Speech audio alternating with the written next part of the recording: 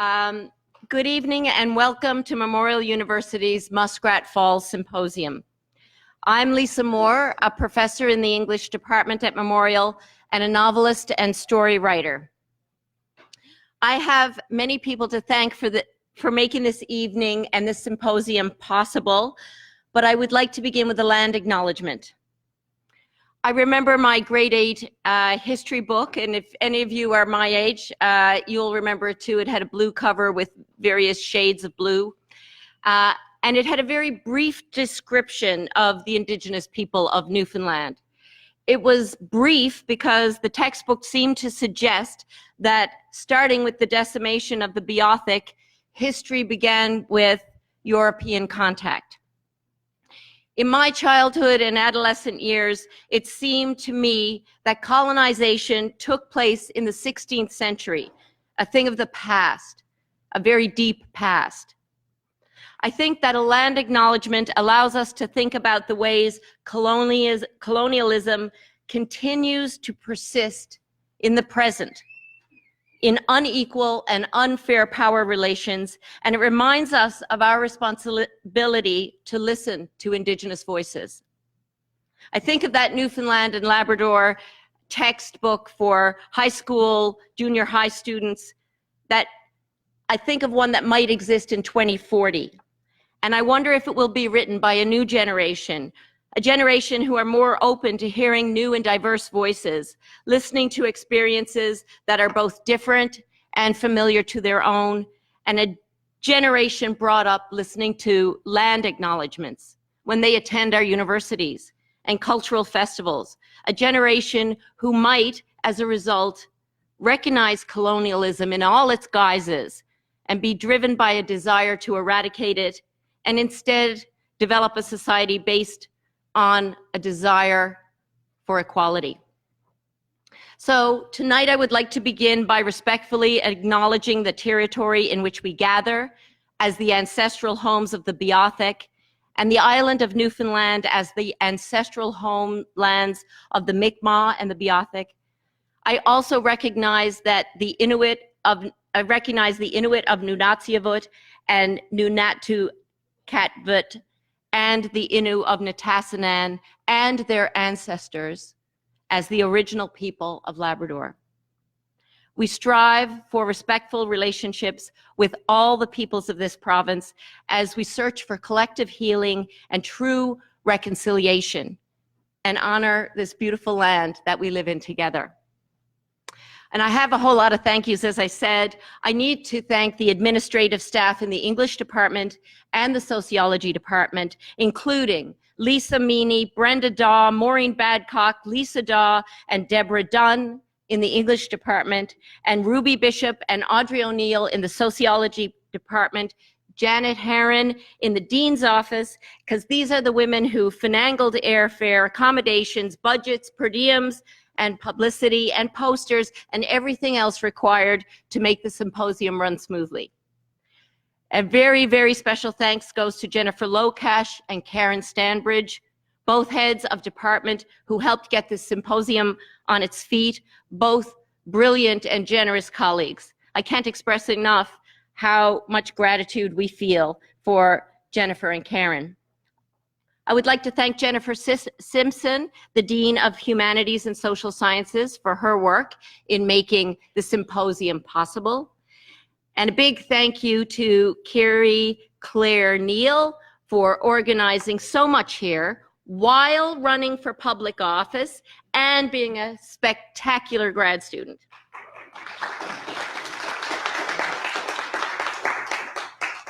Thank you to Benjamin Dugdale, who will be helping with technical support, and to our many student volunteers who are going to be with us over the course of the weekend. And thank you to Darcy Andrews.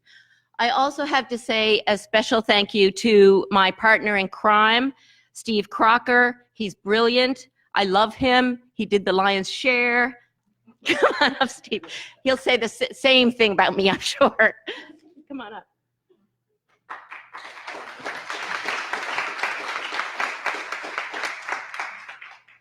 Thank you, everyone for coming out. Thanks to the people who have come from away. I deeply appreciate that people have made the trip to come here and share what they know with other people. It's very exciting to have so many, can you hear me?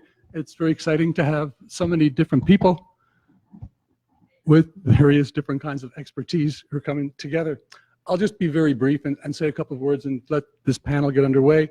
It has been a long time getting this symposium together, mostly just because we're both very poorly organized people and things take longer, but also just because it does take more time.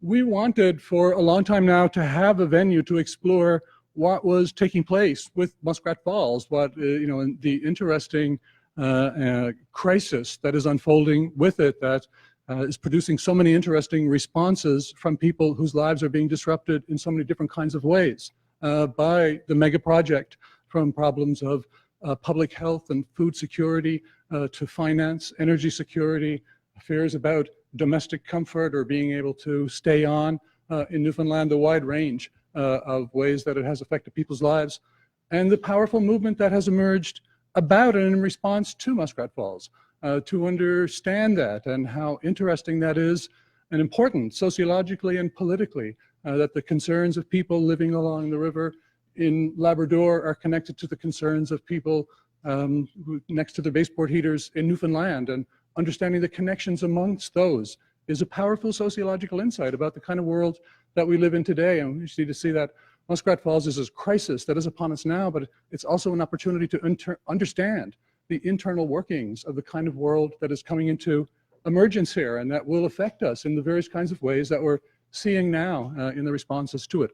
So we wanted to understand what was happening with Muskrat Falls, to give an opportunity to explore it, to see what kind of work was going on with it. We knew different people who were doing different interesting kinds of things about Muskrat Falls. I wanted to have a kind of multi-dimensional event to explore the multi-dimensional nature of what was happening, what is happening with that project. So we have interesting speakers. We have interesting panels, I think, tonight. Lisa will tell you in a moment about the panel. I'll just say that tomorrow from 9:30 on, all the information is here, so I won't repeat all of that. But we have a variety of panels that will, explore Muskrat Falls in its politics, economics, and geophysical questions of engineering, to the role of information, citizen activism, journalism, so on. So there's lots, as I heard someone say once at a protest about Muskrat Falls, there's something in everything. There's something for everyone in Muskrat Falls. I just realized that's the name of a book by Lisa Moore as well, that there's something for everyone. Maybe those things are connected. But I think that they mean that, everyone is affected in some way by Muskrat Falls. And so I will wind down my thoughts now to tell you that we are trying to address, I think that we will have interesting conversations and debates about that over the next 2 days. So I hope that you can make it back 2 other sessions and to carry out the word about the interesting stuff that will be going on here. All events are here. There will be breaks in between with coffee and that. Just a couple of very small technical details. Now, I think I'll get these right, but Kiri may well need to correct me with live streaming and that sort of thing. So we are live streaming this event as well. I mean, it feels like back when people used to say, so this is on the World Wide Web, and people say, oh my God, the World Wide Web, the whole world? We're live streaming this event as well. And so we invite participation from a remote audience. After the speakers finish speaking, there'll be a period of discussion, and we invite people to send in questions through the live stream comment section. We have 2 presenters in the program, one this evening and one tomorrow, who will be presenting recorded presentations, and those speakers will be available remotely through the Facebook live stream feed as well, meaning that you can ask them questions and they will respond through text-based response through the Facebook Live, and those will be, lizsolo tonight will be available in that way after her session, and tomorrow Leonard Elfgren will join us in the afternoon. We will present a recorded presentation from Leonard, and he'll be available through the comments text Facebook Live page. Those are the only technical details I want. I will stop talking now and let the interesting panel get underway. Thank you again, everybody, for coming. Great.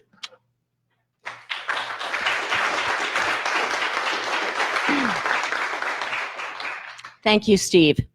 So this panel is called Art and Protest in the Age of Muskrat Falls.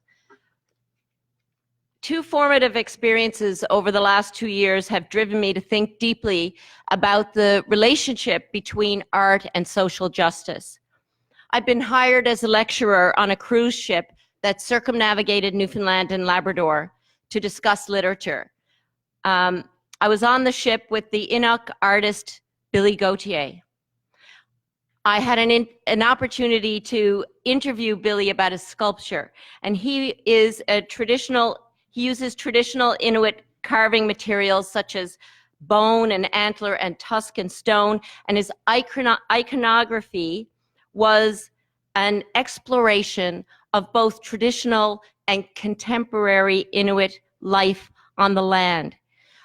What really moved me about his work when we, really spoke about it in a deep way was that he had done research into traditional tools and hunting practices of his people, knowledge that was in danger of being lost, probably because of the residential schools. He was excavating this knowledge and creating in these sculptures the actual tools that had been used before, and revisiting those technologies for hunting and fishing.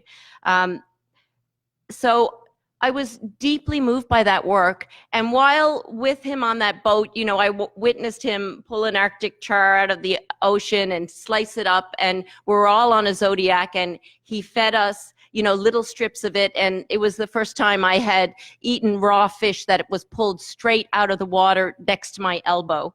And I realized on that trip, where I saw flayed seals in the water being kept for later eating, that people of course I had heard it, but I saw for myself that people really do rely on that food source, and that it is a tremendous part of the food security in Labrador, hunting and fishing.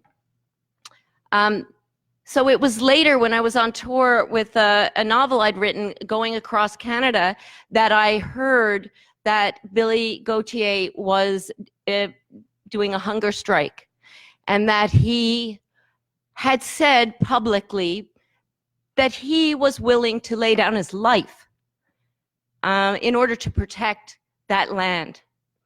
And I thought deeply about what that meant, that he had this deep and profound art practice and this connection to the land and social justice. And it made me think about my own art practice as a novelist and wonder what I was doing, if anything, concerning social justice.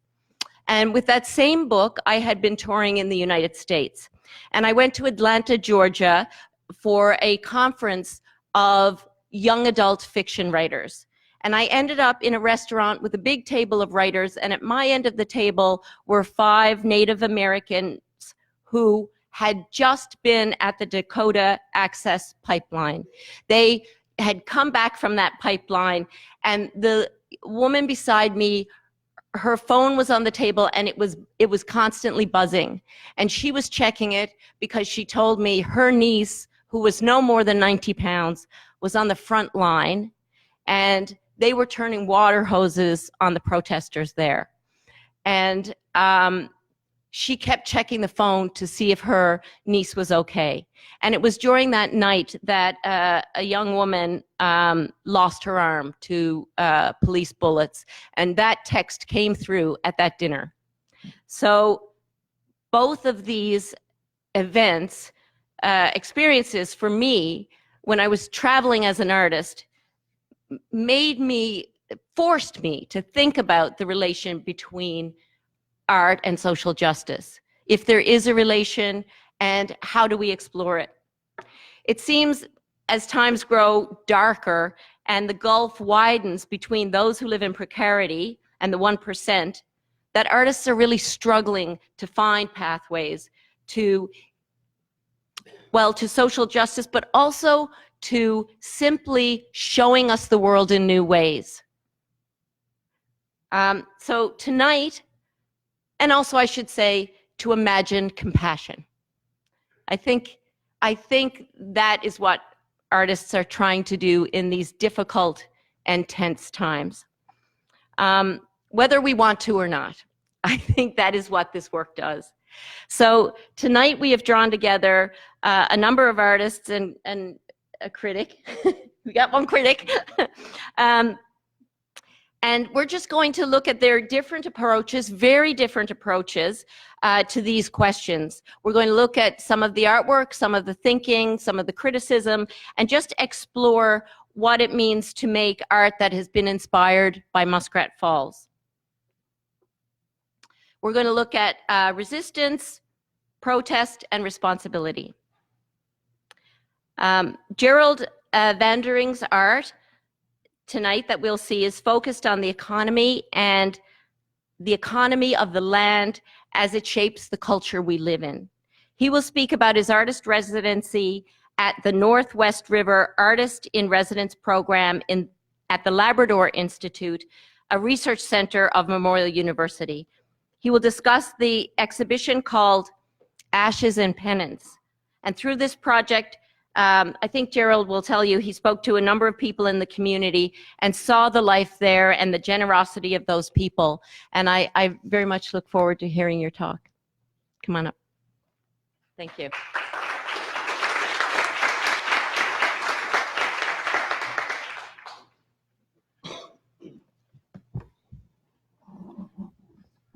Make sure that's working.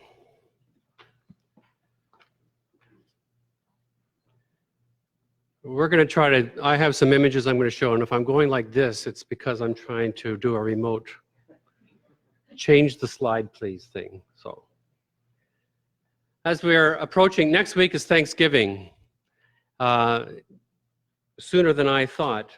And I thought it'd be an appropriate time for me to read an excerpt from the Haudenosaunee Thanksgiving prayer. It's also relevant to the work that I'll be talking about in a few moments. It's a very beautiful prayer. It's a prayer in which there are 18 natural elements that are given thanks for. My home while I was growing up, was in the midst of the Haudenosaunee lands of these people, the League of Six Nations as they are known by Canadian settlers. So I'm going to start. I'm going to start with just one little excerpt from that prayer. I'm going to start with the thanks for water, and this is how the prayer goes. We give thanks to all the waters of the world for quenching our thirst and providing us with strength. Water is life. We know its power in many forms: waterfalls and rain, mists and streams, rivers and oceans. With one mind, we send greetings and thanks to the Spirit of water. Now our minds are as one. In my work, I believe that I am called to be an observer of nature and of culture. That's the work that I do, and to ask questions that are associated with that.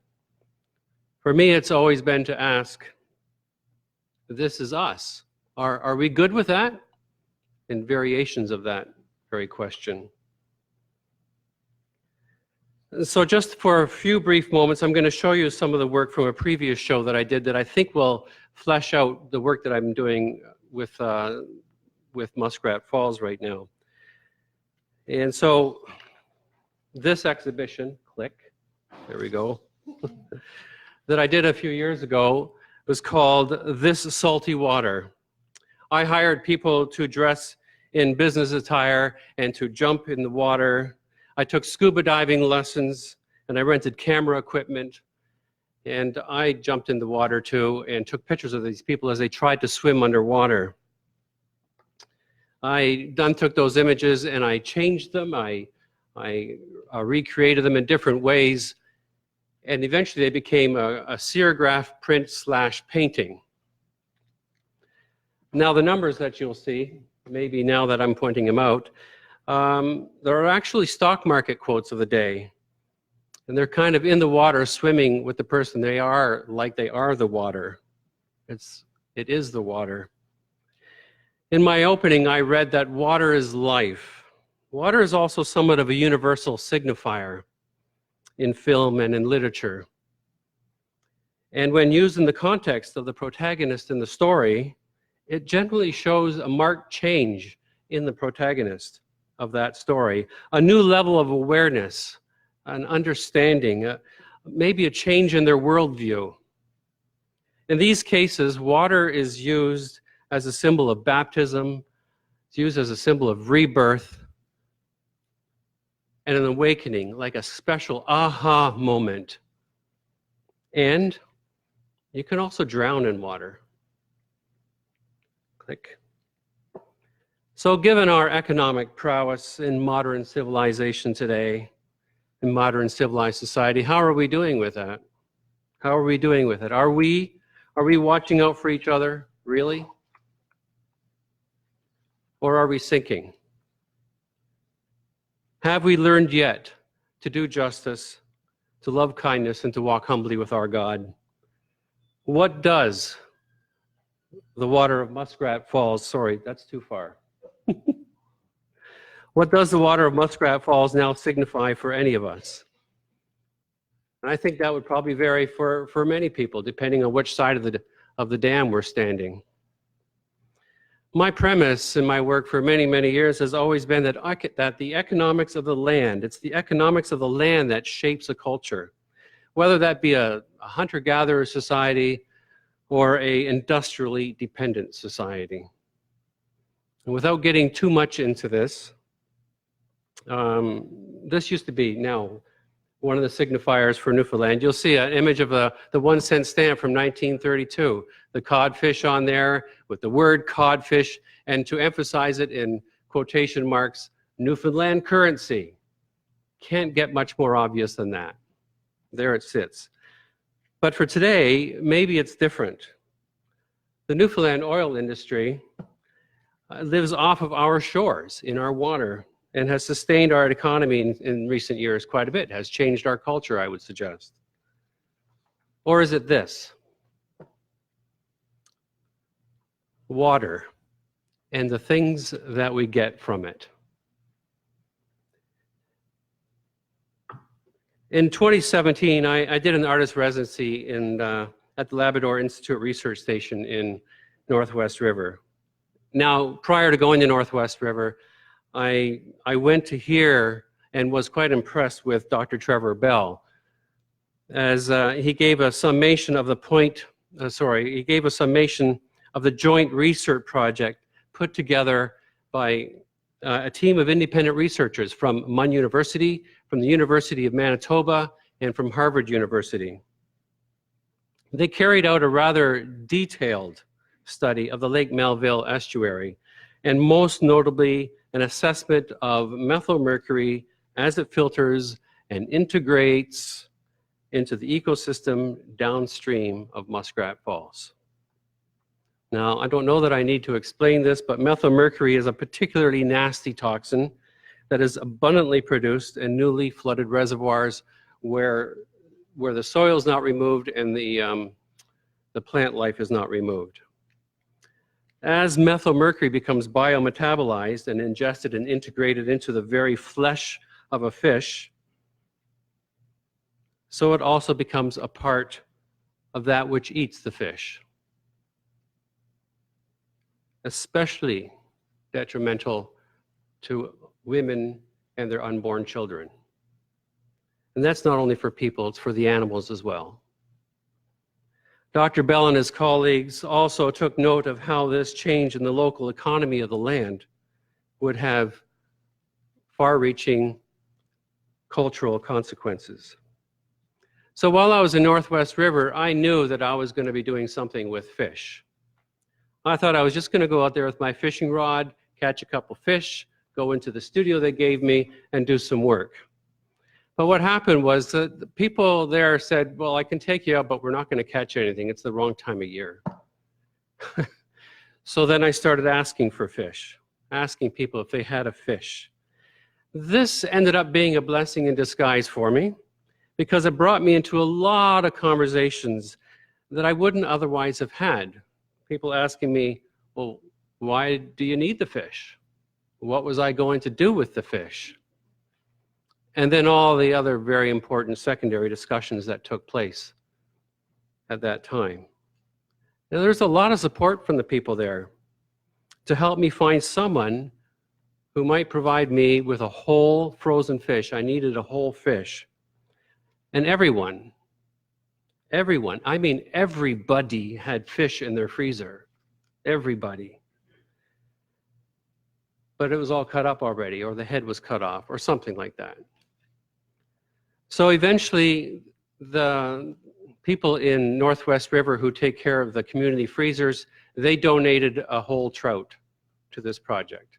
And another person donated an entire salmon from their personal freezer for this project. It was very touching for me. It meant a whole lot more in the end than me going out and catching the fish. This was a big community engagement project all of a sudden. When I put all the information together, I decided that I would do a controlled burn of the fish. I was going to burn the fish in a controlled environment, something that I had made, and if you want to know how I did it, you can ask later. I wanted to turn the fish into ash, so that it would, but I wanted it so that it would still appear that the fish was still there. So here's an image of the fish that I had after I had taken it out of the fire. Here the fish is completely burned, but still oddly present. At this stage, when I'm handling it, I hardly dare breathe on it. It's very, very fragile. The way I saw it, essentially, fish were as viable as a food source as the ashes would be. Anybody want fish ash for supper? The fish that would bring life also now brings slow death. Death of the body, but also of a lifestyle, of a culture. And at the same time, these ashes, you can turn that off, these ashes hold on to a memory that are the remnants of what once was. Now that's not so foreign to us, actually, if you think about it. How many people don't we know that keep the ashes of loved ones? I know people make jewelry of the ashes of their loved ones. People carry a locket with a little bit of ash of their loved ones. Some people keep the ashes of their pets, all to serve as a memory. And also, since I grew up in a Christian home, I've often read and I've been taught about stories from ancient Jewish and Hebrew writings that ashes were often used as ways of showing penance. Covering oneself with ash was a sign of absolute penance or repentance. Woe is me for what I have done. When I look at Muskrat Falls, I do know that I am complicit, as are most of us, simply because we have all been roped into using that kind of hydro to sustain our lifestyle. It's very, very difficult to get away from. If it's not in our homes, at least it's in the society around us that sustains us different ways. And so here are a couple of images of the fish that I have done, where you see then they are now preserved as a memory. They are encased, and there's an example of it sitting right here on the table, now in an epoxy cube, as it were. And if you look close, I don't think you can see it on the slides, you'll see little drops of silver mercury added to the epoxy. And another image. In the next one. That's a close-up. And then this image. That's the image that's sitting on the front of the table here.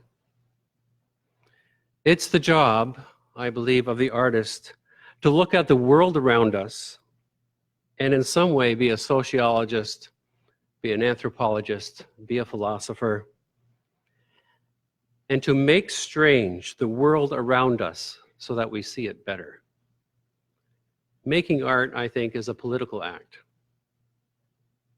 I'm an artist. I'm not an activist.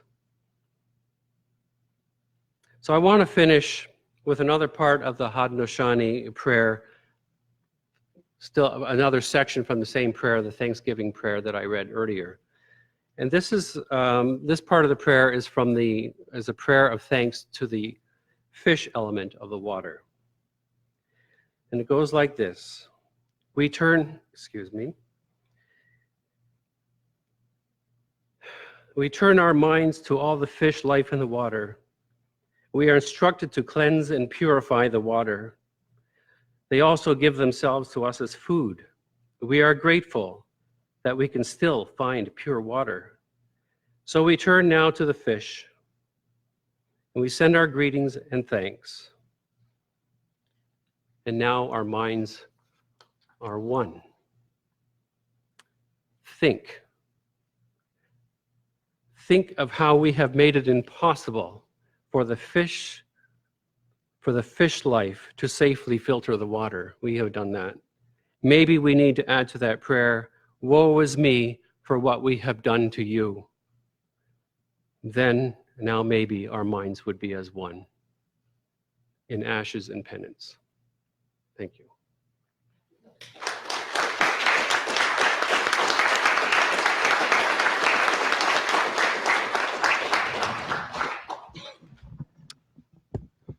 Thank you, Gerald. That was very powerful, and your work is beautiful.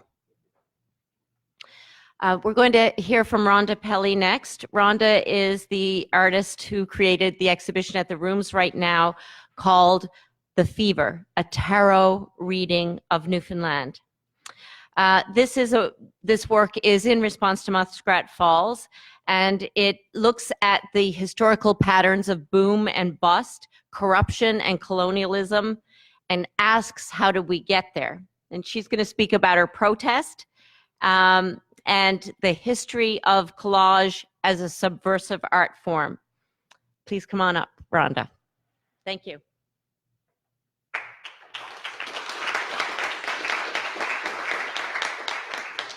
Hi.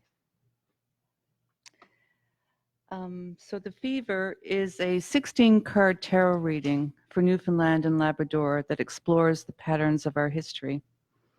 I made it in response to Muskrat Falls, and it asked the question, how did we get here? When it comes to Muskrat Falls, we are being told to believe in an outdated technology, that it is okay to redirect an ancient waterway and poison the environment and the people that live there. We are also told to believe that it is reasonable to displace a community of people that have lived on this land for many, many generations. We are told that the cost and time overruns and cheap electricity deals for other provinces is just the price of doing business and not a case of corruption.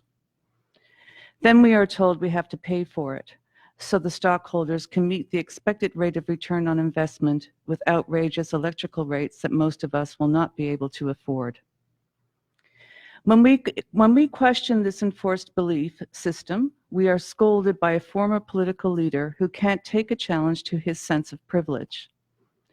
We are expected to devalue our own intelligence and experience. We are told to shut up whining. Everything will be fine.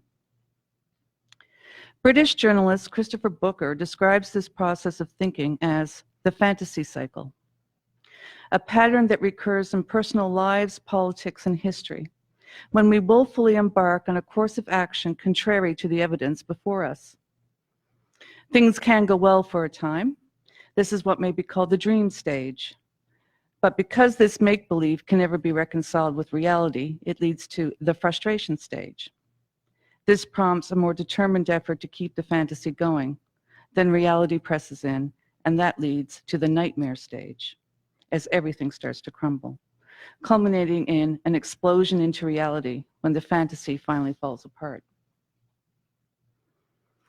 This fantasy cycle is the have and have not narrative of our history. The first European settlers were put in poverty and debt by the merchants they worked for, but were told to believe that the trade exchange was fair. Joey Smallwood hinted that maybe fishermen should burn their boats and follow him into the glory of an industrial revolution, wherein he invested all the money in an economic philosophy that failed. We were told to believe that the draggers were not overfishing, that sonic booms from low-level flyings did not disrupt the lives of the people and animals living in Labrador. We were told to believe that all those cucumbers wouldn't rot in the greenhouse. So, you know, it's pretty obvious that we have a history of being told to believe in things that aren't true.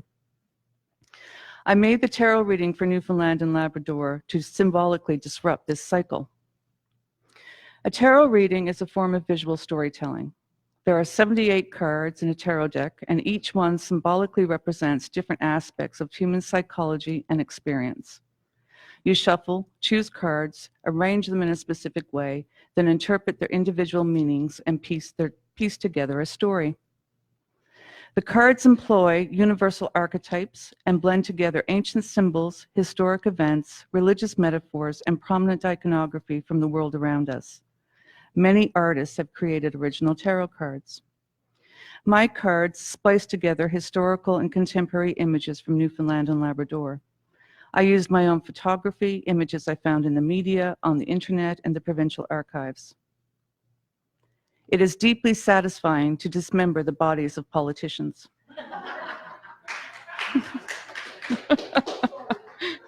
To turn the ceiling of the basilica into a dance floor for the Virgin Mary.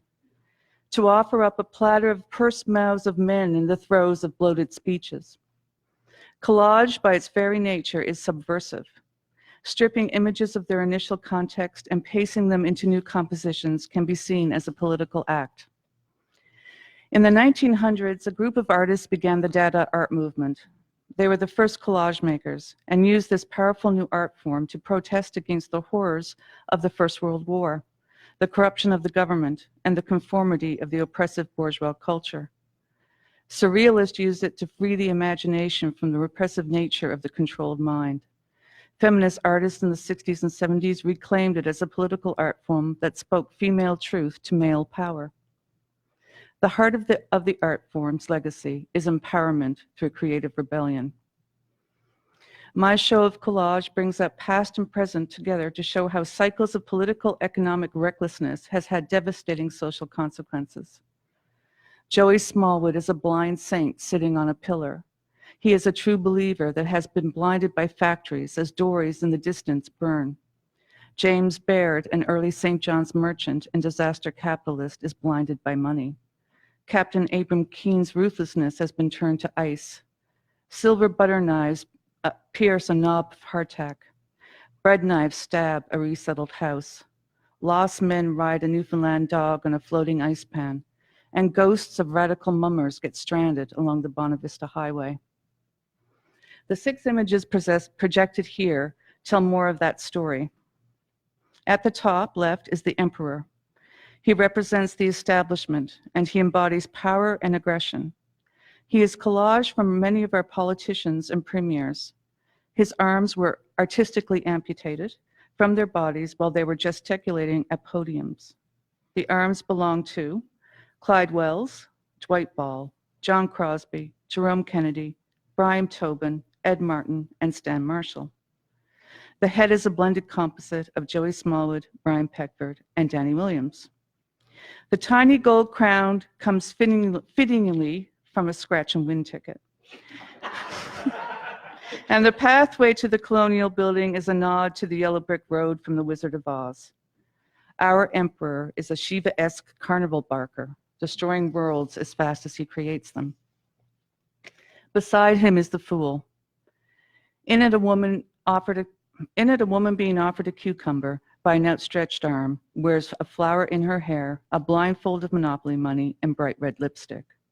A pair of men's legs with wings on the heels run at breakneck speed, carrying her over the rooftops and into the black of night. The cucumber, hopefully not too obvious a phallic symbol, is in reference to the Sprung greenhouse disaster and symbolizes the recklessness of government dicks. We, the woman, dressed in fake money, unsure and biting our lip, have been promised the world if we just keep chasing that cucumber. Next comes a probable consequence of the previous 2 cards, the 8 of Cups. 4 women walk over an icy landscape toward the horizon. The flooded lake beneath them is frozen. They carry 8 golden buckets full of clean water, the most precious commodity in the world. In the sky above them, 4 unconnected transmission towers carry no power to nowhere. In tarot, the 8 of Cups can mean abandonment or being forced to leave a hopeless situation. but below them lies an alternative. In the bottom middle of the row is the tarot card, the Tower. A large structure being towed through the Narrows, perhaps to be sunk at sea, is made up of buildings that hold symbolic power. At the top, the Come By Chance oil refinery, while the Confederation building runs down the middle, forming an inverted cross. On either side is the Basilica and the old Fortis building. On the bottom, Muskrat Falls and the Colonial building. The tower is flanked by images of two women who have upturned the status quo. While the high priestess dances on the ceiling of the basilica, the woman in judgment offers up a platter holding the mouths of men who have upheld the assumptions of colonialism. The high priestess holds the sacred knowledge of truth. She urges us to trust our instincts. Judgment promises a day of reckoning if we speak our truth with fierce conviction. They are the pillars that support the expulsion of the tower, which in tarot means crisis, purging, radical change, and sometimes liberation. Thank you.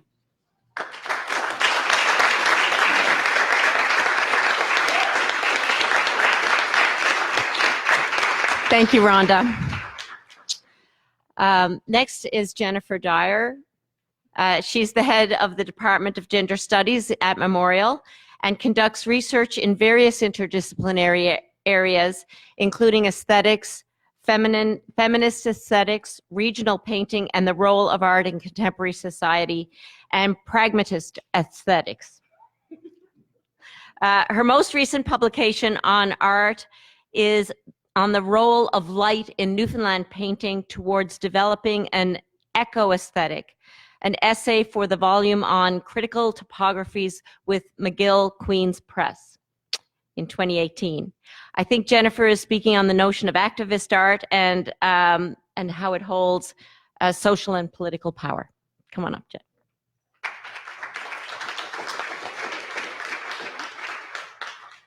Thank you. All right, so I'm going to get a little bit more philosophical. Sorry. I'm going to start with the artist Ai Weiwei, who says that if anything, art is about morals, about our belief in humanity. Without that, there is simply no art.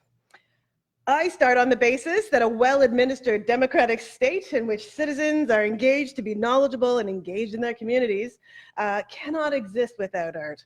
And as I've argued this same point elsewhere, art is vital to a fair and just society, for it is here, it is with art, that we exercise and learn to exercise the social values that we prize: diversity, experimentation, freedom, creativity. This isn't just an aesthetic exercise, it is a moral, social, and political exercise. And activist art is about empowering individuals and communities.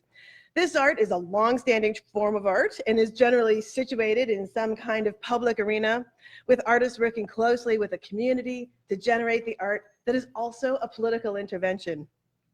So this is where the philosophy comes in. I'm going to set up this.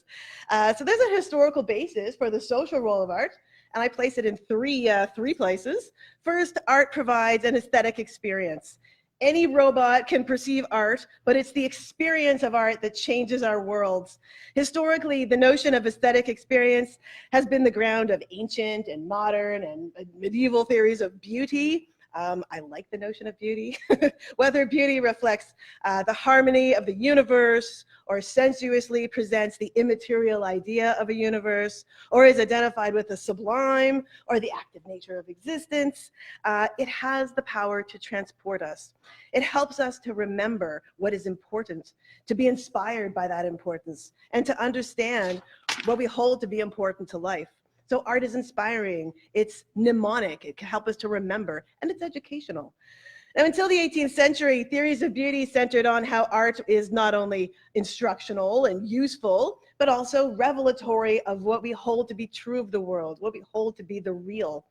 It explains what someone holds to be true, that gravity is real, that someone feels pain, that someone might exist, that power is temporary. Remember that. The real in these terms is the true, and historically truth in this sense is related to morals, it's related to goodness. Beauty isn't always about something that seems attractive to us. Beauty is about order, how we organize our lived worlds, how we distribute justice. It's about the truth behind a lie, or many lies. The order that is beauty is the order of our highest values. For thinkers about art for the last 2,000 years or so, truth and beauty and goodness on these terms have constituted fundamental ways that we think about what is important in our worlds. And this means there's never been and should not be any question that one's felt experience, our aesthetic experience of an artwork, is a crucial aspect of our role as informed and engaged community members. So for these reasons, aesthetic experience, or the way we are affected by artworks, is a crucial aspect of the social role of art. Now, in the early 20th century, everything goes downhill, right? In the early 20th century, a number of changes happened to this social role of art. First, aesthetic experience becomes increasingly identified with religious experience. It doesn't have to be wrong. So with the death of God, people started using art as a desacralized space or a secular form of belief. One could discuss art and spirit and transcendence in the same sentence because aesthetic experience was now similar to a religious experience. But now one could talk about believing without believing in any particular God. So to be meaningful, art had to move its audience. And at this point, aesthetic experience becomes identified with freedom and sublimity and that which transcends the given world. Now, the second point I want to make here about this social role, is that at the same time, some analytic thinkers about art argue that when aesthetics is reduced, when art is reduced to intuitive, to religious or generally non-conceptual, impossible to articulate ways of experiencing or ways of knowing, it becomes difficult to understand art, right? It is what it is, that sort of thing. What's it all about? What does it mean? This becomes a problem. So these thinkers add that art is meaningful when it can tell us something, when it provides a set of propositions to be understood, that it has a message. So art tells us something about the world, and when we can determine what it is that art asserts, then we know both its meaning and its social role. So we do this all the time. We look for elements of meaning in any artistic meaning, from harmony to noise, from static to a camera angle, from icons to perspectives. Propositional content is what I'm calling this, and it becomes just as important as aesthetic experience in the social role of art. Now, thirdly, the other thing that I see here affecting the social role of art is the promotion of art, which changes in the 20th century. So new arts initiatives, public and private support of arts foundations, the integration of art into education and politics and leisure, for instance, these are all vital to a democratic society. As I've said, this is because it's here that we learn to think critically and to exercise our freedom and to understand experimental visions of our world. And we do this without class or wealth boundaries that we only now consider to be traditional ones. Awareness and appreciation of the arts is not about promoting new commodities, it's about promoting a conversation, promoting new understandings. Now, in the 20th century, there's some social changes that make this really difficult. Shifts in the social structures change the paradigms of art support. On the one hand, the growing middle classes didn't really know how to show appreciation for the arts, so they just bought stuff. On the other hand, new mass audiences demanded a democratization of culture where art could and should be accessible to all because it makes life better. But with these new mass audiences came new types of funding, and the funding changed from a patron, somebody you could identify, to corporate sponsorships, things we had to fight for. It became very difficult to send out art at all, to be able to find access to it. So these three elements, the non-expressible element of the experience of art, the need for propositional content in art, tell me what it's about, and the shifting art funding to public and corporate models means that in 20th century and in the 21st century, art took on a remoteness from everyday life. It becomes a realm too often where you could have an experience that could matter only to you, that didn't have to be shared. Moreover, that art that held meaning for you was considered meaningless if you couldn't put it into a propositional content, if you couldn't say what the message is somehow. It becomes very difficult to bring about a political role to the personal effect that happens with art. So when everyday people were either not encouraged to purchase art or put in social conditions which made access to art difficult or uneconomical or unnecessary to life, then the social role of art diminishes in a certain sense and falls away. This, I think, for me, is where activist art steps in. Activist art is art, and its rise happens around the same time that art and aesthetic experience are made increasingly meaningless by modern society. Generally, the goal of activist artists is to create art that both holds social and political power and works as a form of political capital. It's meaningful, it does something. This art is what I think we see with lizsolo's beautiful and inciting music video, with Gerald's sensuously heartbreaking. That was the first thing that came to my mind when I saw the fish, that series, with Rhonda Pelley's The Fever, which I find seduces viewers into identifying with the images in some way, and then placing those feelings of home and identity in Newfoundland history smack dab in the middle of this political urgency. These three artists, to my mind, speak directly to power. They don't depict an issue or describe a situation to be interpreted by others, like me. These artists make claims in and through their art that demand a response. And those claims are made powerful as art-based claims because we cannot help but feel and understand their meaning and import. Now, the driving force behind some of my ideas here about art come from a writer and thinker, Iris Murdoch, who I think writes most of the time about love. She argues that aesthetic perception, right, this looking at art, our experiences of art, and our integration of art into life leads to a realistic vision of others, a form of attention or attending to others, which Murdoch calls love. And she describes this as the extremely difficult realization that something other than oneself is real. That's such a powerful statement. In this way, art and morality are linked. Love is the freedom of having what she claims is an indefinitely extended capacity to imagine the being of others, who, to an extent, we never cease discovering are different from ourselves. Both aesthetic and moral perception are not to be considered merely subjective. They are the real apprehension of the character of another, of particular virtues. This respect for the particular individuality of another is, for Murdoch, the virtue of love, and that's what's bound up with art. Because she holds that aesthetic perception is the only unbiased method of objectively seeing another in their own right, in their own terms, it becomes her model for increasing our capacities for understanding and appreciating other people. In these terms, morality is not a personal liberation by the power of will into an arena of indefinitely free choice, but an attempt to overcome illusion, fantasy, I'm so glad you said that, and convention, or we've always done it that way, by perceiving others realistically or in terms of their own structures and truths and needs. Aesthetic experience or attention is a model of relating to the real and understanding the reality of a situation. It compels us to look, and it holds our attention in a state of unselfing. I'm going to keep on going. All right. So given all this, aesthetic experience in these terms inspires a submission to the authority of the other, of another person, of another thing out there. So in a world where we are always forced to protect ourselves and not to be vulnerable to others, this seems wrong. But I'm arguing it's not. What it means is that to consider something as an artwork, or in the way artworks show a thing to us, is a way of showing us how to consider how a thing really is, rather than how somebody else tells us that it is.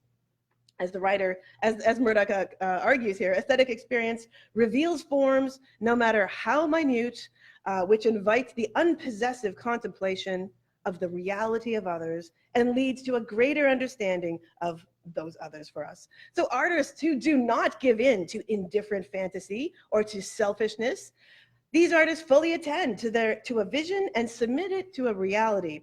Submit this reality to others to reveal what is true about the world in a way that should invite some sort of reaction with those viewers. So in this way, aesthetic experience illuminates the overlooked or the inconspicuously obvious in everyday life, moving us to attend to what is real and true outside of ourselves. So in this sense, beauty experienced attentively reveals truth. And while we might approach an object with preconceived notions of usefulness or even its prettiness, attending to or submitting to its structure opens up in new ways of experiencing and understanding that thing on its own terms. So we learn to treat others as real as we think ourselves to be. We learn to see the world in completely new ways and to respect what we see and how we are led to see it. We learn to treat new possibilities with the same trust as we treat the tried and true options that we know. We learn to believe other people. My final point is the philosopher Jean-Luc Nancy explains justice like this: I must be given what is due to me, just as others must be given their due. This means that there can never be justice for one person alone. Such a thing doesn't even make sense. Justice exists solely in relation to others. And one could argue here that the work of activist art performs the nature of justice, the nature of the way by which the environment and its people are found to illuminate their own ways to be treated.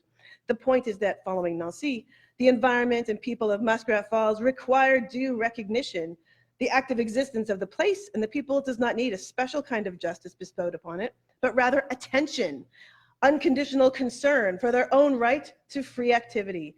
And that is here, I think, activist art reveals that with due recognition, we can open relations between human and natural environments in various ways that enable the free and just activity of each.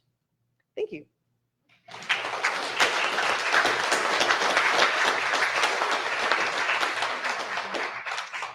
Thank you so much, Jennifer. Next, we have Angus Anderson. Angus is a protester against the Muskrat Falls megadam. He's a storyteller of Labrador Inuit history and an Inuit art carver, and a radio host for First Peoples music from Canada, Greenland, and the United States. He also helps to organize a community freezer in St. John's at the Native Friendship Center? No. Well, where is it?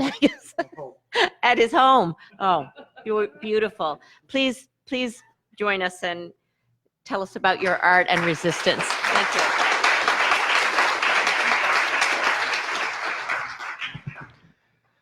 Nakumiswak, Angus Anderson, Newa, Nani Milk, Nuna Chewa Milk. Tamani St. John's, me, Nuna Has, Simalikunga, Manga Nula, 1999. If you want an interpreter, you can hire me. I'm also an interpreter.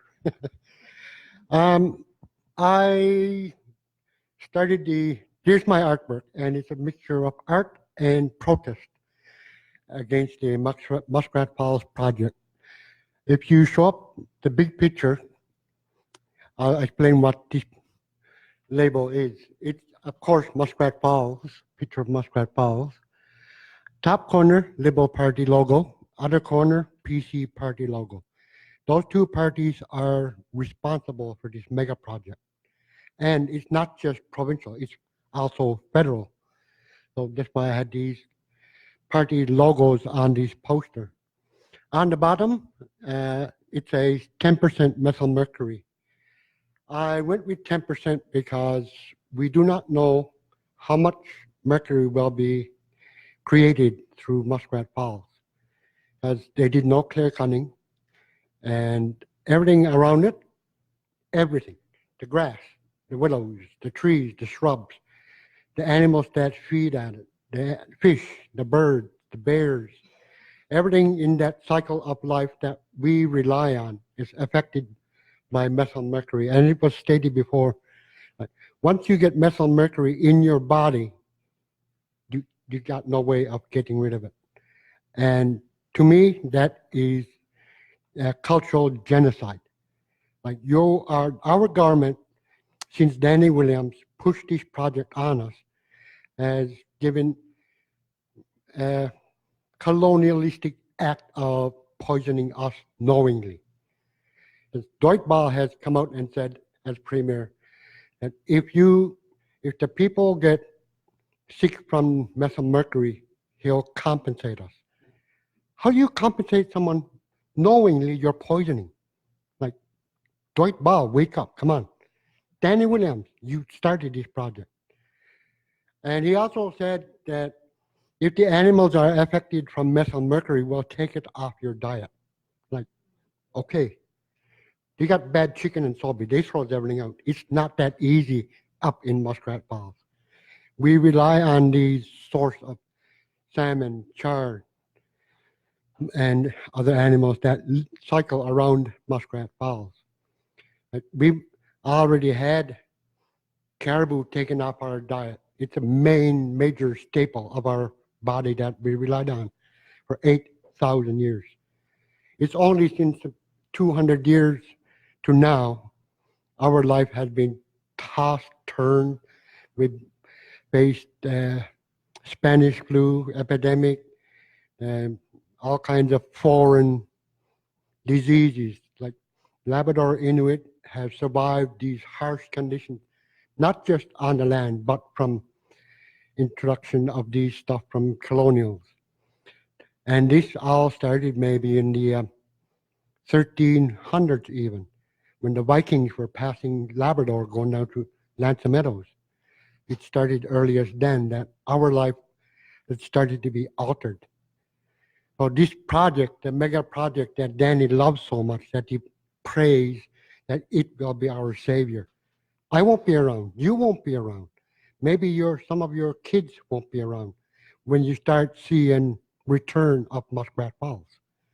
Because your children will have grandchildren when they finally start to see, hey, we can start making money from muskrat. But for now, for the next 50, 60, 80 years, we don't know. Because NALCOR, PC Party, Liberal Party, they have never been truthful about the project. They've lied about so many things about the project that made it like, hey, it's the best thing in the world. It's going to save this province. Look where we are. Look where our people are. Not just in Labrador. Look where Newfoundlanders, many Newfoundlanders are leaving because of this project. Now, what happened when they finally finish it? 2,000-3,000 workers, where are they going to go? They won't be able to, they won't stay here. They'll go to the next project, maybe in South America, in Europe, in USA. 2,000-3,000 workers are going to be gone as soon as the project's on. So look at these simple things that affects everything about that one little project, Muskrat Falls. It's not so small, it's not so easy, it's not so safe. Because it's affecting you in Newfoundland and Labrador. It's affecting me, my family. One thing that nobody is talking about this whole project is when they put the dam up and they dammed it up, the water rose, and you got 30, 40, 50 miles of sandbanks, both sides. You know, when you were a kid, you tried to make a water dam. What happened? It collapsed into itself. That will happen in Muskrat because you got miles and miles and miles of sand on both sides of the dam. And that's one thing the scientists have not looked at, or if they did, they're not telling us anything. Another thing that played my mind was the turbines that Muskrat Falls defended with 300 or so police when they were shipping it into Muskrat. Like they said the police are there for the protection of the people. What I saw, what we saw in pictures and videos, they didn't stand next to the machine. They stand next to where the protesters were in their safe zone. So who did White Ball hire these people for? Or who did NALCO hire these? It was for the corporation, not the people. The people have been lied to. Newfoundlanders, Labradorians, people that will be getting muskrat power down in the States, are they getting the whole truth other than green energy, which I don't think is really green because methyl mercury is poisonous and there's after effects of it. So in the cycle, there are issues, there are dangers. So we know now the North Spur will eventually fail, no matter what they do to it. That is an unfixable bank that is layer of mud. So we got lives not just being poisoned, but it's a time bomb waiting to give in, and do a flash flood like a tsunami down to Happy Valley, Goose Bay, Northwest River. I have family down there. I have sister. She has children. She has grandchildren down there. Would Danny Williams and his family move downstream? No, because he knows it's dangerous. Would any of the past premiers, Cathy Dunderdale, Paul Davis, Dwight Ball, will they have family go and live downstream from this project. I doubt it, because they know it will fail. So Nalcor had been what Danny will answer was a savior group. It's now a disastrous group, costing us money twice what was projected. And now we're starting to see with the inquiry more truth of things that we should have known and not been told. We're being lied to every day by government, by Nalcor, and telling us everything will be fine. My family in Labrador will not be fine. They'll be poisoned. My nieces, bunch of niece. When they get pregnant, their fetus will be the first ones affected. Even now, as we speak now, any pregnant woman, young or old, their fetuses will be affected by methylmercury, because these are the vulnerable tissues that don't have the strength to fight chemicals, don't have the strength to fight mercury. Our elders are on that list too, because their immune system is weak, unlike myself. Like I guess I can still go to Muskrat and drink that water, but that's why I created this Muskrat water bottle, and I given it to Premier Ball, I given it to other ministers, Siobhan Cody. I tried to give it to Prime Minister Trudeau when he was here. This is an actual solo protest I did when Trudeau was here, and even doing the solo protest, he refused to come out talk to me. I know he passed me several times, because him and his private Men in Black bodyguards passed by every time. So he had his own security. He had RNC and RCMP. He went full out for what? We're in Newfoundland, not in Colombia. And again, I took this very same campaign to Ottawa, took it to Parliament Hill. And if you follow me on Twitter and Facebook, you can see pictures where I actually went to Prime Minister's office building. And we went in and we were asked to leave. So they said, go around the sides where they deliver mail. So Labrador Land Protectors and Muskrat Falls Solidarity Group, we all marched around. We delivered message to and notes, and I actually gave a bottle to be given to Prime Minister Trudeau. So I don't know if he ever got it. I'm sure he did the same thing Dwight Ball did, throw it away, because he won't drink it, but we have to. So this art protest material, I would love to see used not only here. I've seen it in Ottawa. I want to see it everywhere, where every dam, it's not cursed now, every dam project, dam project is being done in Canada, because every dam they build, they create poison. It destroys environment. It destroys lives. I know, because in Nain, I grew up next to a dam. I seen it in the beginning. A whole bunch of people seen it as a blessing, because we were able to get fresh water from it, where it was new. Now, 35, 40 years later, you see that very same dam, you catch a fish in there from in the dam, you put it on a fryer, it will turn white, because there's slime of mercury on it. You break off a willow from in that dam, it will have the same thing, same slime, mercury. And now, 40 years later, since the dam, even though it's not used, there were sandbanks upstream from it. The dam, one time I was able to swim across, it was nice and deep. Now you can almost walk across, because of so much sand has gone into the dam. That is what's going to happen with Muskrat. And I think the inquiry needs to look into it. Somebody needs to look into it, because Nalcor had not even brought that up. This art, I love. As I said, I'm a soapstone artist, but I mix stone, wood, bone. I like to mix material.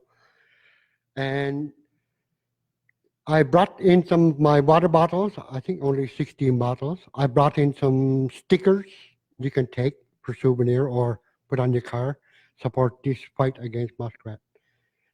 Thank you very much for your listening.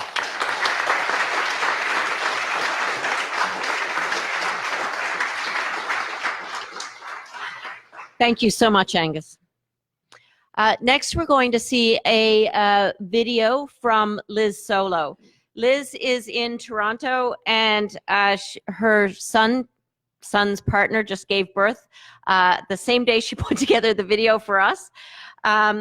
I'm going to read a little bit about her art practice since she's not actually here. For Liz, art practice, activism, and life are not separate. She says, "I don't know how to separate them. I am self-taught at most things, including video editing, and over time, editing became a creative process. Because I work with virtual communities, I've been using screen capture for many years, especially mainstream media, as a way to reflect what I see when I'm watching the mainstream media. My influences are all my collaborators throughout the years of working in Newfoundland collective theater and the collectivism of the punk rock scene of the 80s and 90s. I am driven to archive and document, a genetic trait passed down from my father, and so these videos are documents of a moment in Newfoundland and Labrador history. These videos show some of what I see with regards to Muskrat Falls, a mountain of human rights abuses and violations, colonialism in action, power mongers playing with people's lives. This is what I see. For me, this is important to document what is happening, and not only to have an impact on these times, but to leave an archive for history to interpret. After we see Liz's videos, we can take all of the artists here can take questions from the audience, and Liz will be available on well, somehow anyway, because she's Liz, she can do that, and you can ask her questions as well. Okay, let's see the video, please.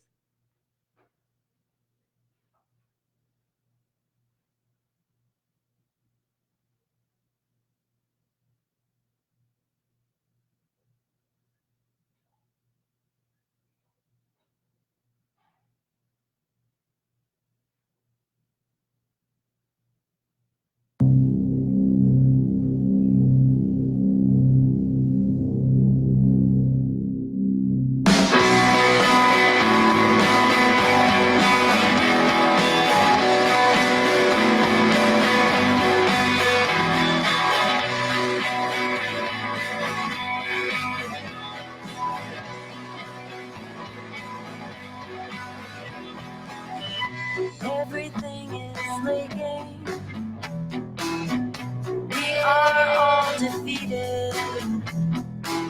You can't even hear it. Drip, drip, drop, drop. Everything is leaking. Falling from the sky now. Bleached heaps on the beaches. Falling in their hundreds.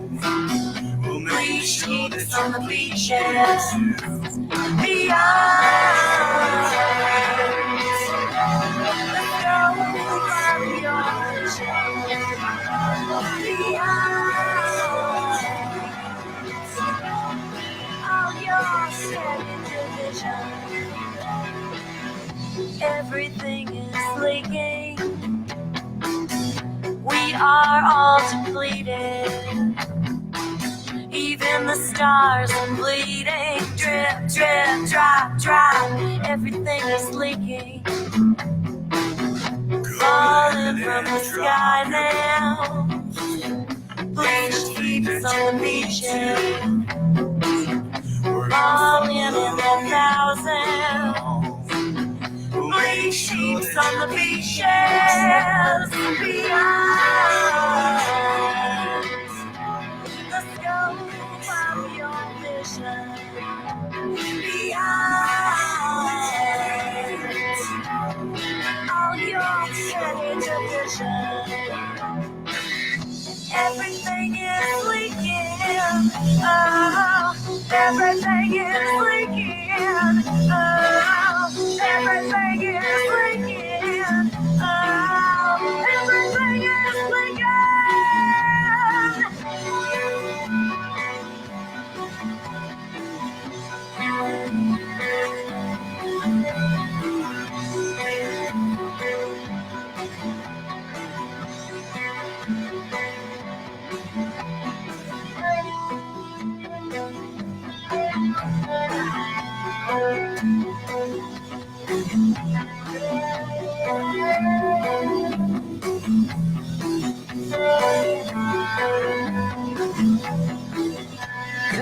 gathered round children.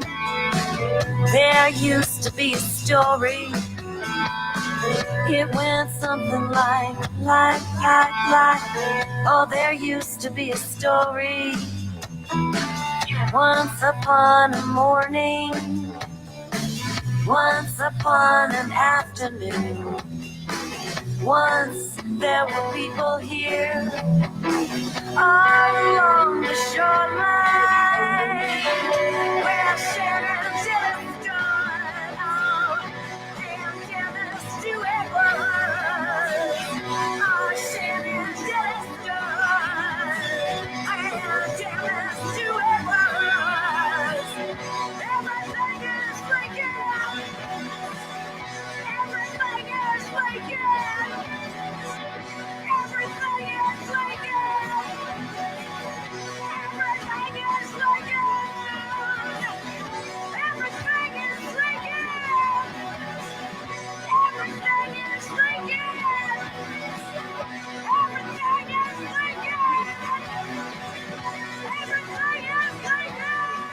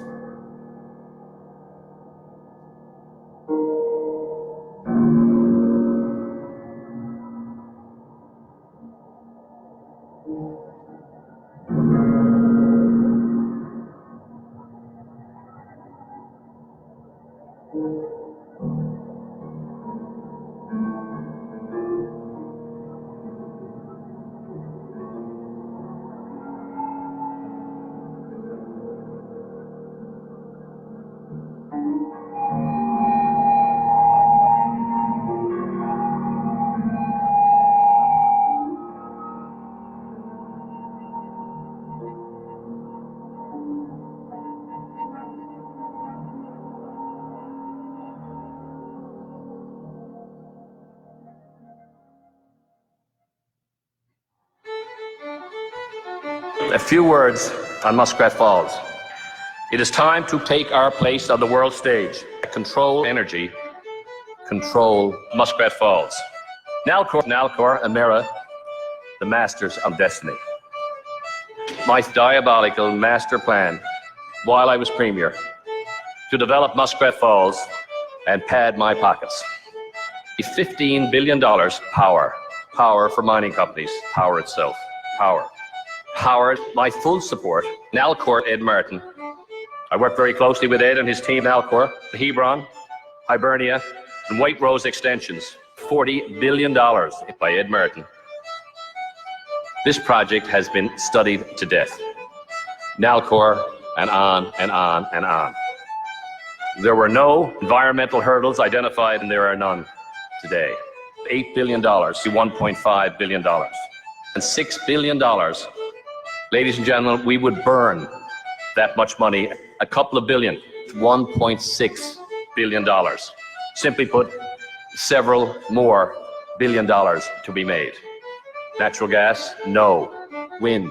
No. Solar? No. Small hydro? No. No. Absolutely not. No. No. Wrong and downright lies. We've studied it to death, we've consulted it to death, we've analyzed it to death. Why do we proceed? Because we can. It's called progress. Win, win. And we can do it.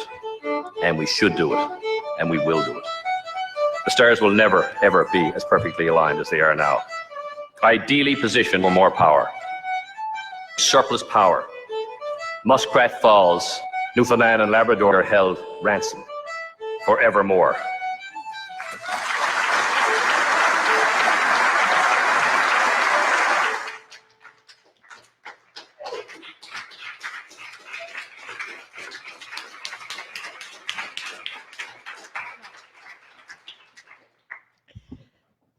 Yes, that's some startling viewing. Have a seat, everyone. So this is a moment when I'm hoping that people from the audience can ask some questions for our artists. Oh, yes, and people online, as Liz as well, yes. When I said artists, I meant Liz too, but yes. Don't be shy. Yes, Jerry. I just want to say thank you to all of you for the incredible art that you have given us, for helping us to see in different ways. Tonight was just fabulous, because this has gone on for so long, and some of us have been involved for a long time, some for a very short, new time. But thank you for reawakening what needed to be reawakened in many of us. And Gerald, when you were saying that you are not an activist, I'm sorry, sir, you are. And your art is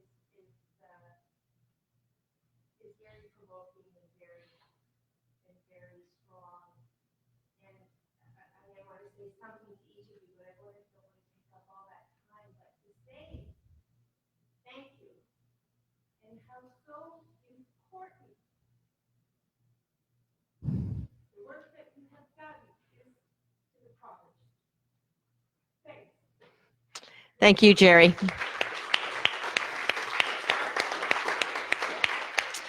I've heard comments in the press and from people actually who are at the inquiry saying that people in Newfoundland are feeling a fatigue listening to stuff about Muskrat Falls.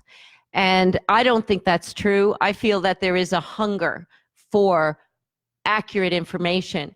But I also think that this work that we've seen and all of this thought about art and responding to the world that we live in shows us that the work that we need to do to understand what's happened in Newfoundland and Labrador is not over by a long shot, that it's going to be going on for a long, long time.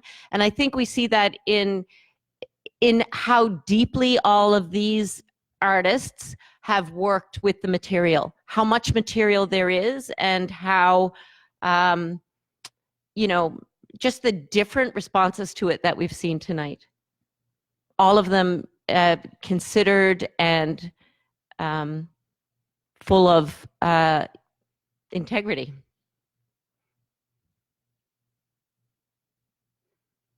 Yes. Thank you all so much. That's really moving. Given Jennifer Dyer's comments about the propositional expectation, oh, sorry, I speak really loud anyway. But given Jennifer Dyer's comments about the propositional expectations that are sometimes put on art, I feel a bit weird asking anything, and maybe that might explain also some silence, because I think that what we saw was so powerful, and to force us to put words to it is in a little bit like, yeah, ironic. But I would really like to ask a question, maybe an open question to Rhonda Pelle. I was really moved by your feminist art, and I was wondering if there were any just general remarks you would like to make about the nature of masculine political culture in the province that has led to something like Muskrat Falls.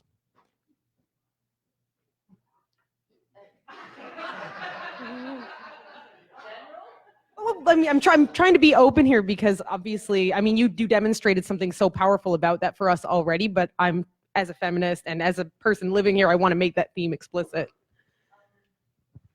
I mean, it's the history of Newfoundland.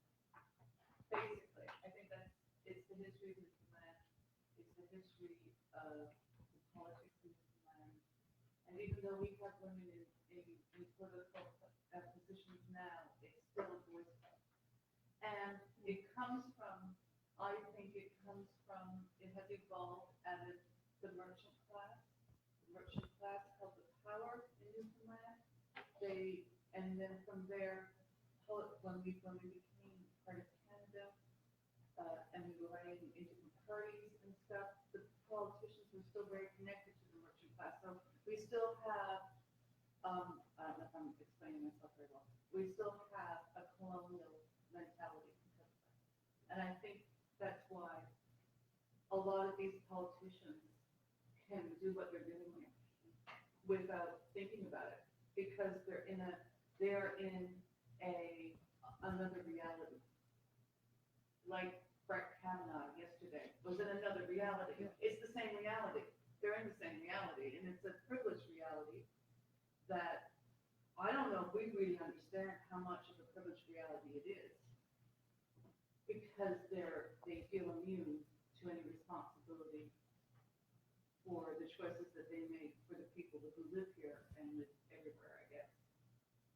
Yeah, thank you so much. And what I like about your remarks is how then it links these movements of resistance and also of colonial resistance, namely in interesting ways between feminist and Indigenous and all of us who have in some way been failed by the political elite of the province. And thank you to the female politicians who are here. We appreciate it.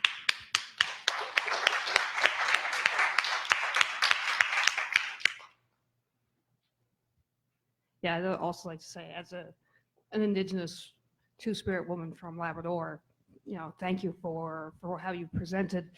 I tend to, most people know, I challenge systems. So I will continue to inquire and challenge a system that I see right now. As we talk about art and protest in the age of Muskrat Falls, I think I would like to speak about art and protection in the age of Muskrat Falls. We're talking very much about political change, and decolonization is basically the topic. So that means we need to indigenize. And I think, and I guess I would like to maybe get some feedback. I know Well, Liz, I know is online. I've already texted her. I work closely with her. Just an amazing what she's done to articulate a message of hurt and a deep scar, like that screaming you hear at the end of her video, is of a boy watching his parents be dragged away and arrested after he's also watched, this is family members. The young Inuk woman who was thrown to the ground by 2 police officers, her family was around her when that happened. She was reacting to her family being arrested. So we have to also look at art in the form of Indigenous healing, because that's also what art helps us do. Gerard's work. And I had a chance, he was sitting in a sharing circle with us, and I hear it in your heart. Sharing a prayer. This is a part of healing. This is a part of art that we do. There was a small clip of it in Liz's video. Jacinda Beals wrote a song called Don't Kill the River that speaks very passionately. It took her a long time to be able to sing that song because she lives downstream. This is her home. That's her river just as much as it's all of ours who live there. So without getting on too much, I just would like to pass the mic back as artists to speak a little bit about art and healing and protection and how you see your work in that piece of healing that can happen here.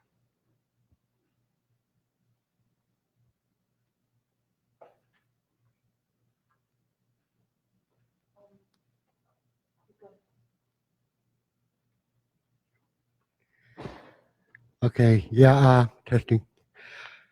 Yeah, I decided to do my water bottle campaign, and I'm not done there. I'm creating another little logo, which is similar to the Muskrat Falls water bottle. This one is Nalcor Berries. It's the same logo, same concept, but instead of methyl mercury, it's making Newfoundlanders aware that those miles and miles and miles of power line that's going from northern Newfoundland to St. John's area is being sprayed with 2 chemicals. One to kill off the small plants, and the other one is to stop trees from growing. And I believe one of them is Agent Orange, so-called. Yeah. So like this next label I'm going to make is for berries.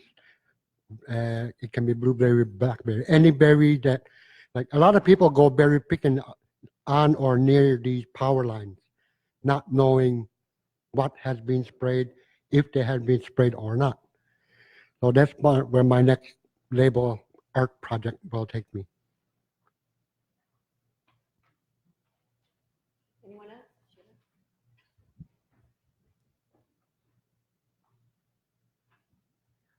I want to disagree with Lisa that about the fatigue issue here. Right, I was nodding my head, and she was disagreeing on the opposite side. But I'm tired. Honestly, I'm tired of the one-dimensional conversation. Is basically what I'm tired of. Other than getting bits and pieces through like Uncle Gnarly or whatever little bits and bobs that you can find. This tonight has been the most comprehensive and creative kind of exploration of really what's going on, from firsthand experience to the gamut of our colonial history. And so I guess what I'm trying to say is tonight has been extremely refreshing to see this kind of approach.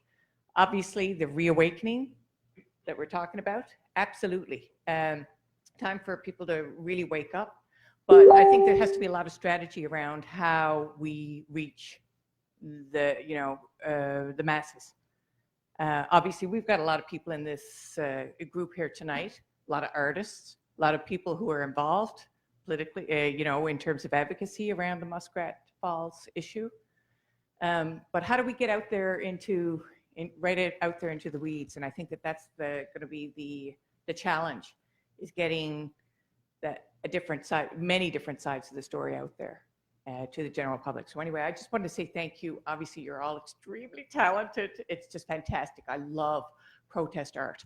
I think it's, well, and Rhonda knows it very well. We've been colleagues, of course, in work together, but it really it's experiential. More people need to see it and hear it, and I really appreciate it. Thank you, and thank you for the work you're doing tonight too. Thank you, Sheila. Yes. Is this thing on? Okay, Is this thing on? Yeah. Tahoe. Yeah, former advocate and activist, and I remember sitting down with Sean Panting downtown. God, it was Star Lake days, and asking about where's the protest singers, because a piece of art can cut through the mustard.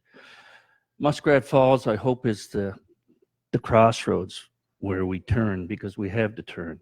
We are literally at the crossroads between consciousness and greed. But in Newfoundland, I think the media owes protest art time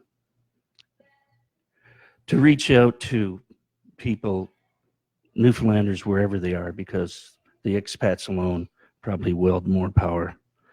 Because around here, if you stick your head up, they shoot it off in your earning years. So I really appreciate, and it really touched me tonight. And my question, I guess, is the airwaves are supposedly ours.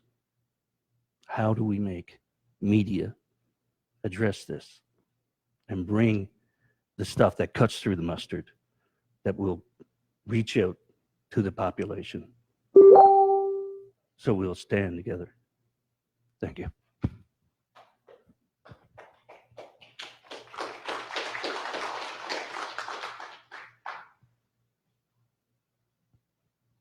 Does anyone have an answer for that? Is nobody from the media here?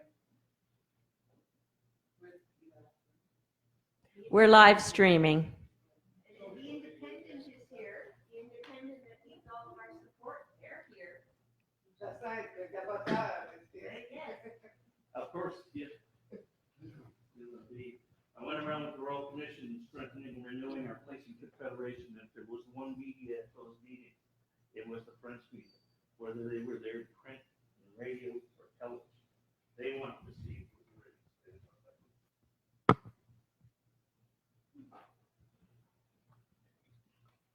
saying. Lisa reminded me that I'm an artist, and I am a Canadian citizen and Newfoundlander by choice.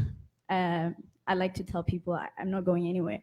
And I'm so grateful to be here because I wasn't aware. I've heard Dr. Tomlin talk about this in my political science class in the university, but I never really paid much attention to it. And, because of all the art that I saw today, the artist in me is like, oh my goodness, I have to get on the wagon. I have to do something about this. But something interesting was said in the front about the lady with the nice curly hair said that, I'm sorry, I didn't remember, Jennifer, that your art, is, you have to explain what your art is about before, I don't know, it's recognized or something like that. And I know I could probably ask this question privately in the end, but then since we're on social media, I think I should ask it like this. So if there are Tumisangs out there like me who are Newfoundlanders by choice can know this, and that they can also be part of, because this situation affects all of us. So is it true that whatever piece of art I create, I have to say, oh, this is what it's about, for it to be? No. Oh. Okay. Oh, you don't. Yes, exactly. No, part of my point was I wanted to open up. Am I not loud enough? It's live stream. part of the point I wanted to open up in talking about the role of aesthetic experience and the role of what I was calling a propositional content or just a message, right? Is that sometimes those are conflicted and they don't allow for anything to come out. So if you can only have a message, sometimes you will miss then the aesthetic experience of the work, or vice versa, right? If it's all about just experiencing it, it's really difficult to figure out the messages. And there's been a very strong push in discussing art and discussing the role of art and how can art be important in the world by being on one side of this or the other side. And basically, my third point was that it leaves out people. That's my summary of my own point. So what I thought was a great place to find this all coming together beautifully and powerfully and clearly is in activist art. For like the last 150 years, I'd say activist art does this, and it does this well. It's powerful. It's clear. You can take many messages from it. It doesn't have to be one, right? But it's a great place to look for this kind of art. All right, thank you. All right.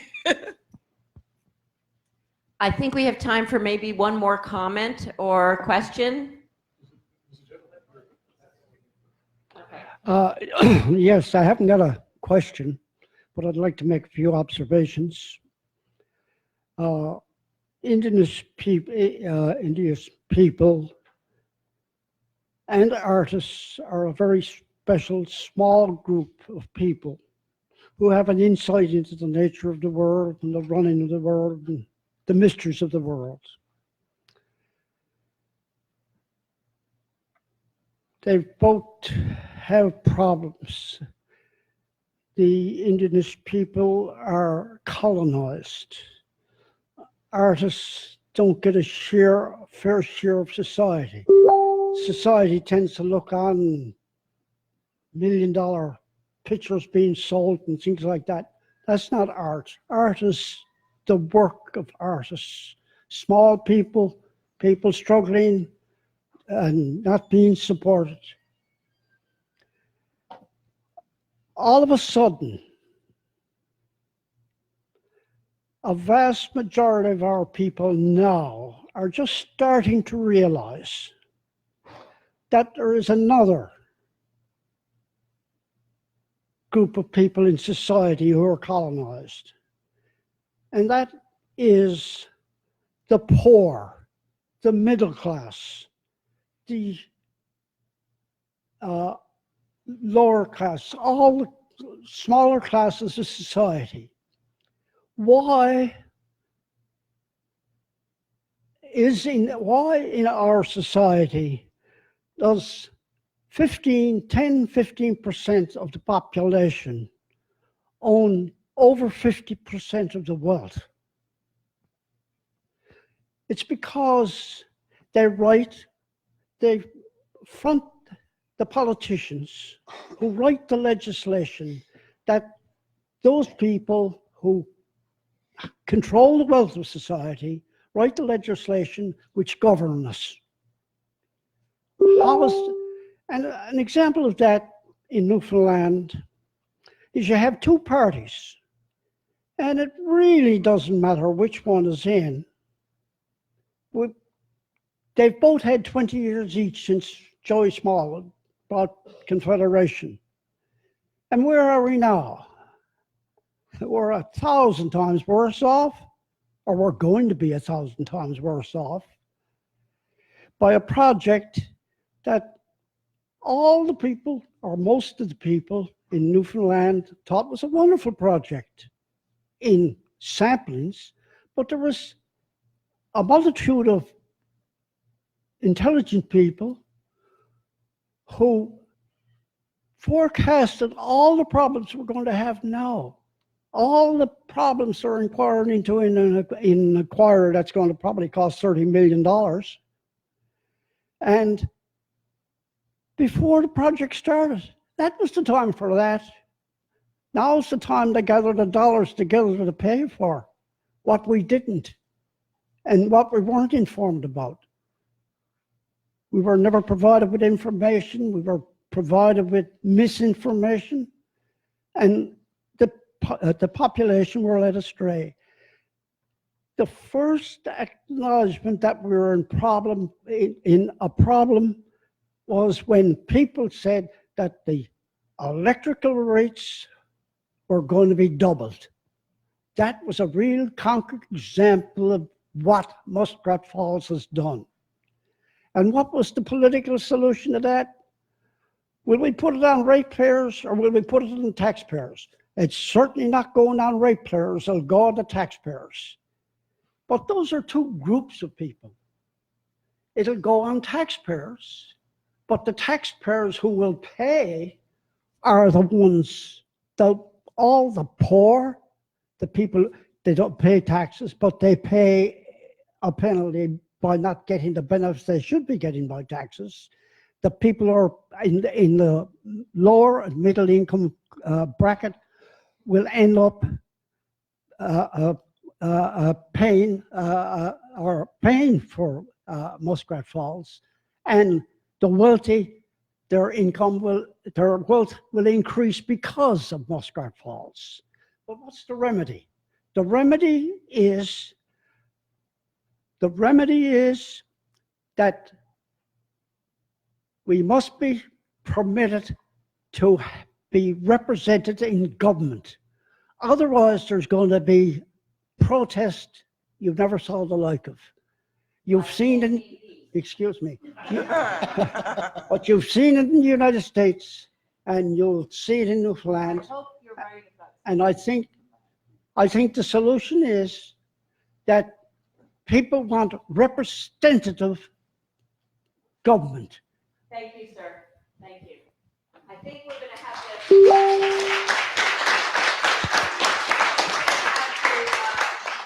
call it a night. Or do you want to? Sure. Hi, I'm Roberta Benefield, and what this gentleman just said about, all of the things that are wrong with this project, we've known. I've just spent 9 weeks writing a paper for the Inquiry with bits and pieces coming from a lot of our members. And he's right. We knew. We've been talking about what's wrong with this project since 1998 at university. In 2001, I bought a copy of Dams and Development, the World Commission on Dams report. And if you could see it now, you'd believe that I stomped on it, but I've been reading it. We've known. So what do we do? I've been at it for 20 years. I've sat down and said, what can we do now? And tomorrow I would like to discuss what the situation is with our electoral system, how we elect people and give them 40% of the votes and monopolies and majorities to do whatever they want to do. We have to change that. We got to go right to the crux of the problem and change how we elect our representatives, and the power that we give them is our power. And I got to give you a quote. You saw a picture of an elderly fellow out there. That's my best friend, Jim Werner, who went to jail, who was on a hunger strike for 10 days, scared the devil out of us because he's had cancer for 10 years, 20 years, sorry. And this morning I was racking my brain before I left the house to come here, and I said, what can we do? What can we do? He said, one thing you have to say. Now that's gone right out of my mind. It's a senior moment. So he said, what you have to say is ask people who sanctioned this project. And they're going to say, yes, who? County Underday. But you know who sanctioned this project? Was the silent majority. That's who sanctioned this project. We sat down and didn't speak up. This institution who helped sanction that project by coming out and telling people how much money we're all going to make out of it. Who was paid to bring the numbers in when Danny Williams and his crowd wanted to hear $1 million. Well, I wasn't very bright 20 years ago about what Danny Williams was saying, but I can tell you one thing I didn't believe in. What I'm saying is, while we're spreading the blame around, let's take a look at some of the institutions that are not critical institutions that are here being paid to be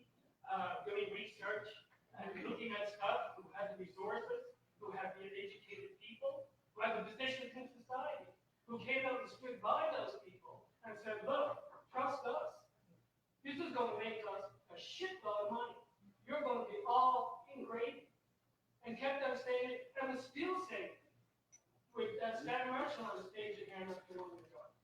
So there's lots of ways to go around, and people will fall for that kind of stuff. They'll fall for what experts say. They pay for their experts. And the experts took the money, put it in their pocket. Let's not forget about this institution. And role each of the players in society to educate people about what's happening to this society. I think what we need to all remember is that from where we live and our rivers beside us and the land around us, we are the experts. Yeah. Thank you. 1 year to the next election. Thank you all, everyone, and please